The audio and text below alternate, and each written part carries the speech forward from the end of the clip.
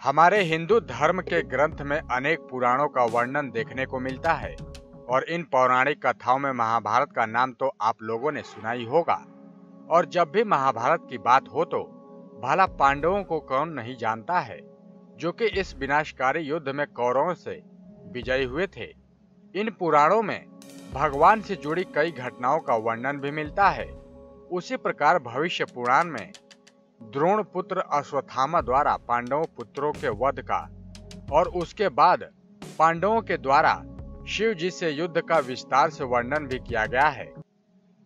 अगर हमारे भविष्य पुराण में देखा जाए तो एक समय की बात है जब अश्वत्थामा कृतवर्मा और कृपाचार्य से तीनों आधी रात को पांडवों के शिविर के पास गए और उन्होंने मन ही मन भगवान शिव की बहुत पूजा आराधना की और उन्हें खुश कर लिया। और भगवान शिव ने खुश होकर उन्हें पांडवों के शिविर में जाने की अनुमति दे दी। उसके बाद से अश्वत्थामा ने पांडवों के शिविर में जाकर शिव जी से प्राप्त की गई तलवार से ही पांडवों के सभी पुत्रों का वध कर दिया और फिर वो वहां से निकल गए। और जब इस बात का पता पांडवों को चला तो उन्होंने इस संपूर्ण क्रिया को भगवान शिव की करनी समझकर और उनसे युद्ध करने के लिए निकल पड़े। जब पांडव शिव जी से युद्ध करने के लिए गए तो शिव जी उनके सामने आते ही उनके सभी अस्त्र शस्त्र भगवान शिव में समाहित हो गए और शिव जी बोले कि तुम सभी श्री कृष्ण के भक्त हो, इसलिए तुम्हें इस अपराध का फल इस जन्म में नहीं बल्कि इसका फल तुम्हें कलयुग में जरूर मिलेगा और उसके लिए तुम्हें कलयुग में फिर से जन्म लेना पड़ेगा। तभी सभी पांडवों ने भगवान शिव की ये बात सुनी तो इसे सुनकर वो बहुत ही दुखी हो गए और वो इस विषय को लेकर भगवान श्री कृष्ण के पास गए।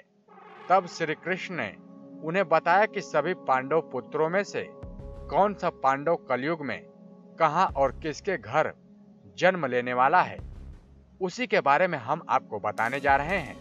तो चलिए जानते हैं कि कलयुग में कौन से पांडव ने कहां और किसके घर जन्म लिया था।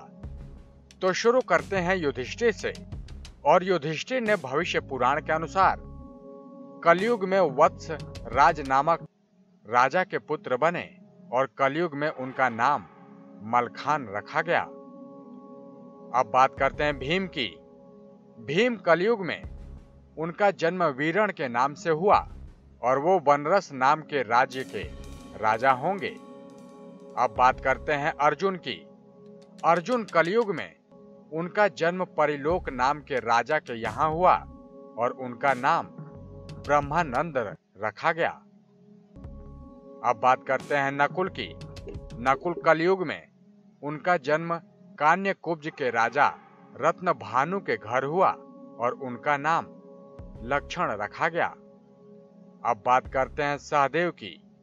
कलयुग में सहदेव का जन्म भीम सिंह नाम के राजा के घर में देवी सिंह के नाम से हुआ।